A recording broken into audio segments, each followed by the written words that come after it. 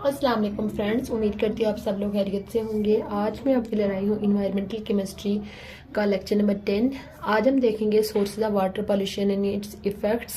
Water pollution के already हम दो सोर्सेज जो है वो पढ़ चुके हैं, जिसमें हमने एग्रीकल्चरल वेस्ट और इंडस्ट्रियल वेस्ट के बारे में पढ़ा। आज हम वाटर पॉल्यूशन के कुछ मजीद सोर्सेज देखेंगे। पहला सोर्स जो आज हम पढ़ेंगे वो है अगर आपको याद हो कि जब हमने पीछे ऑर्गेनिक केमिस्ट्री पढ़ी थी, तो ऑर्गेनिक केमिस्ट्री के सोर्सेज में से हमने एक सोर्स पढ़ा था पेट्रोलियम। तो पेट्रोलियम के बारे में हमने देखा था कि पेट्रोलियम को जब रॉक्स के अंदर से ऑब्टेन किया जाता है तो वो शुरू में बिल्कुल ब्लैकिश सा लिक्विड होता है। तो फिर पेट्रोलियम के अंदर से उसके डिफरेंट फ्रैक्शंस अलग करके उनके अंदर से डिफरेंट तरह के ऑर्गेनिक कंपाउंड को सेपरेट किया जाता है। ठीक है, यानी कि पेट्रोलियम क्या है? मिक्सचर ऑफ ऑर्गेनिक कंपाउंड है, मिक्सचर ऑफ ऑर्गेनिक कंपाउंड। ये हम ऑलरेडी पीछे जो है वो इसके बारे में पढ़ चुके हैं। Petroleum is a mixture of organic compound. और मोस्टली जो ऑर्गेनिक कंपाउंड पेट्रोलियम के अंदर होते हैं वो कौन से कंपाउंड होते हैं? ऑर्गेनिक कंपाउंड के अंदर हाइड्रोकार्बन्स होते हैं, यानी ऐसे कंपाउंड जो जस्ट किसके बने हुए हैं? कार्बन और हाइड्रोजन के। ये जो पेट्रोलियम के होते हैं, पेट्रोलियम के प्रोडक्ट्स, जैसे पेट्रोलियम से डिफरेंट तरह के प्रोडक्ट्स ऑब्टेन होते हैं, उनको फिर एक कंट्री से दूसरे कंट्री में क्या किया जाता है? ट्रांसफ़र किया जाता है। यानी कि सपोज ये एक कंट्री है, यहाँ से इसको दूसरे कंट्री में जो है वो ट्रांसफ़र किया जाएगा। और ये पेट्रोलियम को एक कंट्री से दूसरे कंट्री में किसके ज़रिए से ट्रांसफ़र किया जाता है? समुद्रों के ज़रिए से, यानी ओशन के थ्रू, सी के थ्रू ट्रांसफ़र किया जाता है। और जो बड़े बड़े शिप्स होते हैं उनके ज़रिए से इसको ट्रांसफ़र किया जाता है। तो इसके ट्रांसफ़र के दौरान ये होता है कि बाज़ औक़ात यानी कि जो बड़े कार्गो ट्रक्स होते हैं उनके अंदर किसी वजह से लीकेज हो जाती है। तो अब ये जो पेट्रोलियम के प्रोडक्ट्स हैं ये जाके किसके अंदर शामिल हो जाते हैं? वाटर के अंदर शामिल हो जाते हैं। और वाटर को फिर क्या कर लेते हैं? पॉल्यूट कर लेते हैं। अब आपको पता है कि ऑयल वाटर के अंदर बहुत ज़्यादा ओवरऑल, पीछे हमने जब वाटर की डिस्ट्रीब्यूशन पढ़ी थी तो उसमें हमने देखा था कि तकरीबन इस ज़मीन के ऊपर जो है वो 70% पानी है और खुश्की का एरिया जो है वो बहुत कम है। तो अब आप देखें कि इस ज़मीन के ऊपर जितनी भी ज़िंदगी मौजूद है, ज़्यादातर जो ज़िंदगी है वो कहाँ पे मौजूद है? पानी के अंदर मौजूद है। अब जब पानी जो है वो साफ़ नहीं होगा, आलूदा होगा, तो उससे जो एक्वेटिक लाइफ है वो बहुत ज़्यादा क्या होगी? मुतासिर होगी।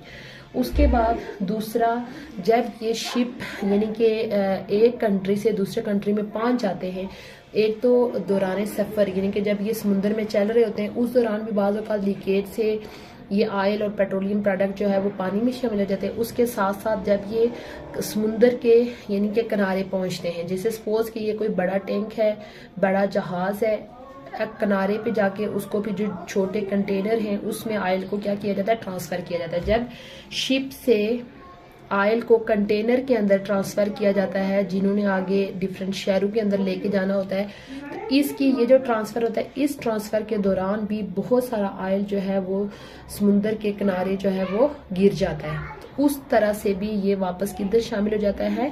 पानी में शामिल हो जाता है। इससे भी वाटर पॉल्यूशन इंक्रीज होती है।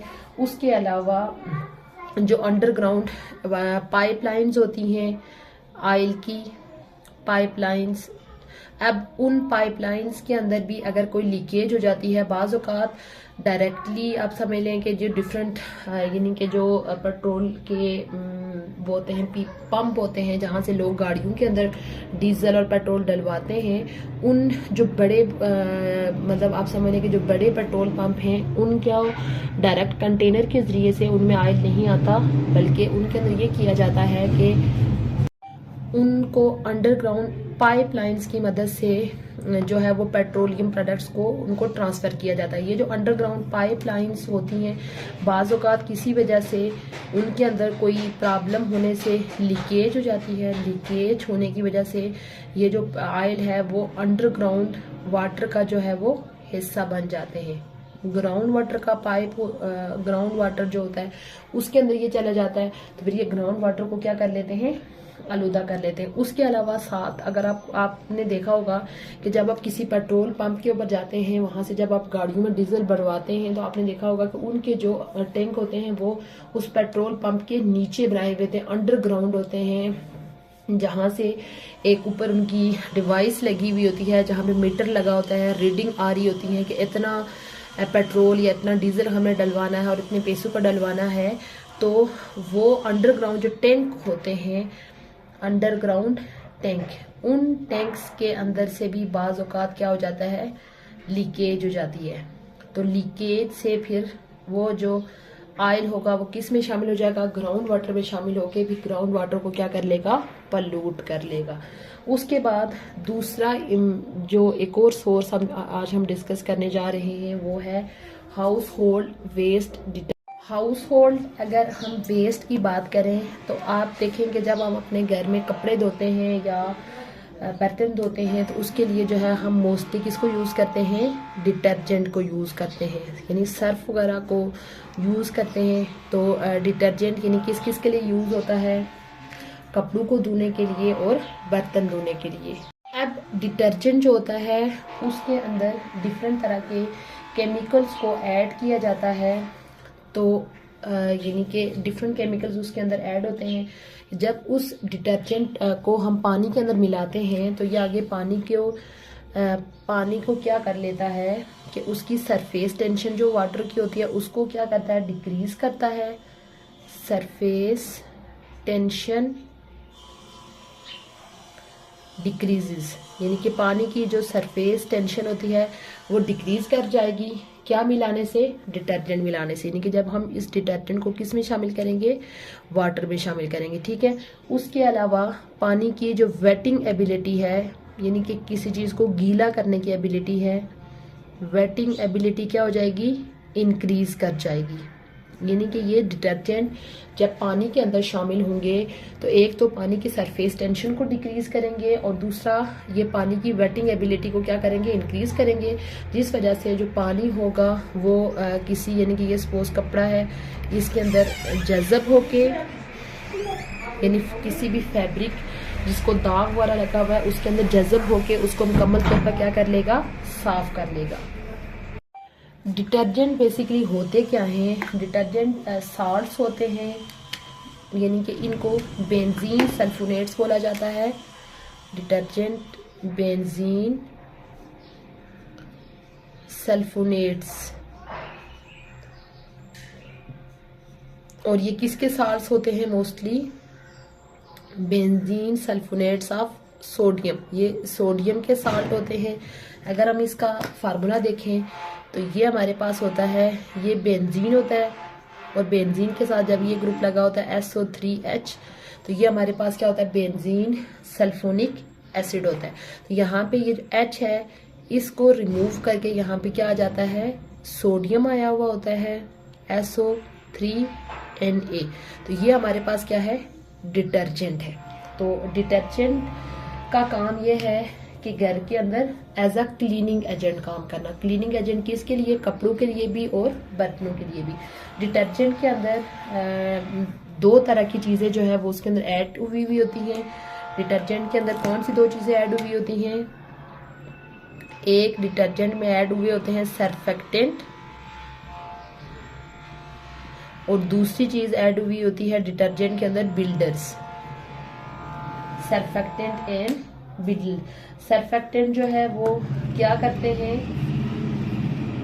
जो मैंने ये डिटर्जेंट के दो फंक्शन डिस्कस किए कि पानी की जो सरफेस टेंशन है उसको डिक्रीज करना और पानी की वेटिंग एबिलिटी को इंक्रीज करना, ये जो दोनों काम है ये कौन कर रहा होता है, डिटर्जेंट के अंदर मौजूद जो है वो सर्फेक्टेंट ये काम कर रहे होते हैं। सर्फेक्टेंट फंक्शन, सर्फेक्टेंट ये काम कर रहे होते हैं।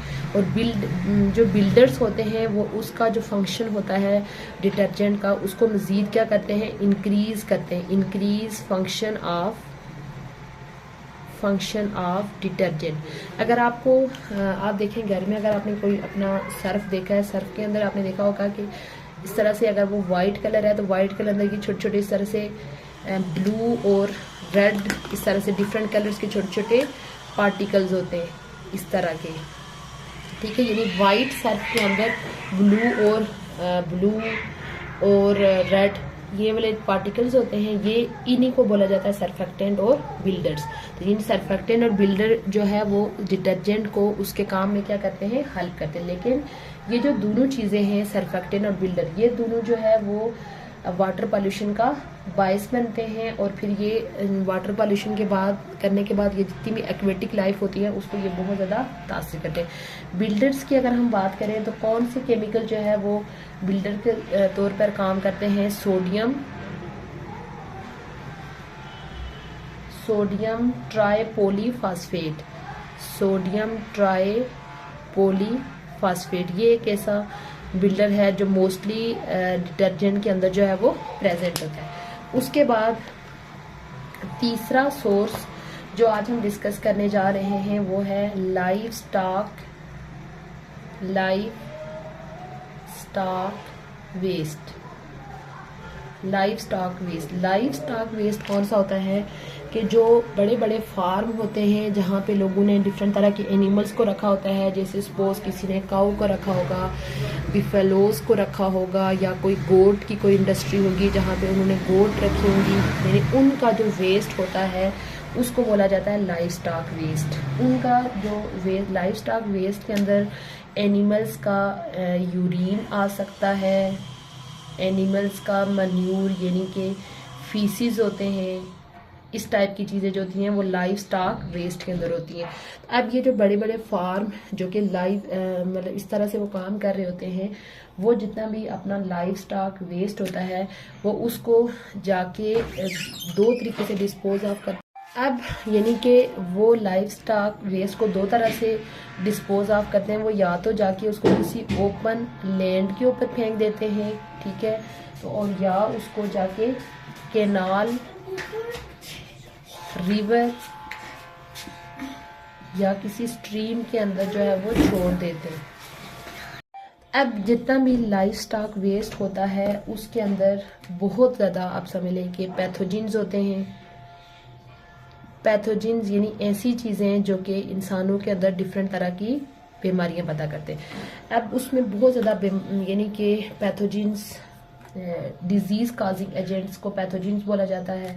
अब ये जो जब उनको ओपन लैंड में या कैनाल, रिवर में छोड़ेंगे तो वो जाके साफ पानी का हिस्सा बनेंगे। अब उस पानी को यानी कि आप समझ लें कि ये जाके दोनों तरह के वाटर जो कि अंडरग्राउंड वाटर है, ठीक है, और जो सरफेस वाटर है, दोनों को ये जाके आलूदा करेंगे। अब ये फिर आगे डिफरेंट तरह की बीमारियां पैदा करेंगे, जैसे डायसेंट्री, टाइफाइड, हेपेटाइटिस, यानी वो गंदा पानी पीने की वजह से फिर ये डिफरेंट तरह की बीमारियां जो है वो पैदा होंगी। आज का हमारा लेक्चर था sources of water pollution and its effect. Already 2 effect जो है वो हम ऑलरेडी पिछले लेक्चर्स के अंदर पढ़ चुके हैं, जिसमें हमने इंडस्ट्रियल वेस्ट के बारे में और एग्रीकल्चर वेस्ट के बारे में पढ़ा था। आज हमने 3 सोर्सेज को डिस्कस किया, oil spillage and petroleum, household waste और livestock waste. Oil spillage के अंदर हमने देखा कि जब एक कंट्री से दूसरे कंट्री में ऑयल को ट्रांसफ़र किया जाता है या पेट्रोलियम प्रोडक्ट्स को ट्रांसफ़र किया जाता है, तो ट्रांसफ़र के दौरान लीकेज की वजह से वो ऑयल जो है वो समुद्रों के अंदर, समुद्र के पानी में शामिल हो जाता है और फिर इस तरह से वो एक्वेटिक लाइफ को मुतासर करता है। उसके अलावा फिर हमने लाइव स्टॉक वेस्ट के अंदर देखा कि लाइव स्टॉक वेस्ट के अंदर एनिमल्स का यूरिन, मन्यूर, ये चीज़ें आती हैं, तो उसको जो ये फार्म वाले होते हैं वो या तो किसी ओपन लैंड में फेंक देते हैं या कैनाल्स के अंदर, रिवर या स्ट्रीम्स के अंदर छोड़ देते हैं। और फिर ये जब यानी कि ये फिर जो होगा उनका वेस्ट वो या तो क्लीन वाटर का फिर हिस्सा बन जाएगा या ज़मीन में जज़ब होने के बाद ग्राउंड वाटर का हिस्सा बन जाएगा, यानी सरफेस वाटर को भी मुतासर करेगा और ग्राउंड वाटर को भी मुतासर करेगा। उसके अंदर बहुत ज़्यादा पैथोजेंस होते हैं। पैथोजेंस क्या होते हैं? डिजीज़ काजिंग एजेंट्स को बोला जाता है पैथोजेंस। और फिर वो आगे इंसानों के अंदर डिफरेंट तरह की बीमारियां जैसे डायसेंट्री, टाइफाइड और हेपेटाइटिस प्रोड्यूस करेंगे। उसके बाद फिर मैंने हाउस होल्ड वेस्ट के बारे में बताया कि घरों के अंदर हम क्लीनिंग एजेंट्स के तौर पर डिटर्जेंट को यूज़ करते हैं। तो डिटर्जेंट के अंदर 2 तरह के केमिकल्स प्रेजेंट होते हैं, सर्फेक्टेंट और बिल्डर। सर्फेक्टेंट जो होते हैं वो क्या करते हैं? वाटर की सरफेस टेंशन को डिक्रीज करते हैं और वाटर की वेटिंग एबिलिटी को क्या करते हैं? इंक्रीज करते हैं। तो बेसिकली डिटर्जेंट होते क्या हैं? ये बेंजीन सल्फोनेट्स ऑफ सोडियम, यानी कि ये साल्ट होते हैं सोडियम के, तो तो इनके अंदर सरफेक्टेंट और बिल्डर्स को ऐड किया जाता है इनके फंक्शंस को इंक्रीज करने के लिए। ये जो सरफेक्टेंट और बिल्डर जो होता है ये दोनों जो है आगे वाटर पॉल्यूशन का बायस बनते हैं और पानी को आलूदा करते हैं। ये था हमारा आज का लेक्चर जिसमें हमने source of water pollution and it's effects को डिस्कस किया। उम्मीद करती हूँ आपको आज का लेक्चर अच्छा लगा हो।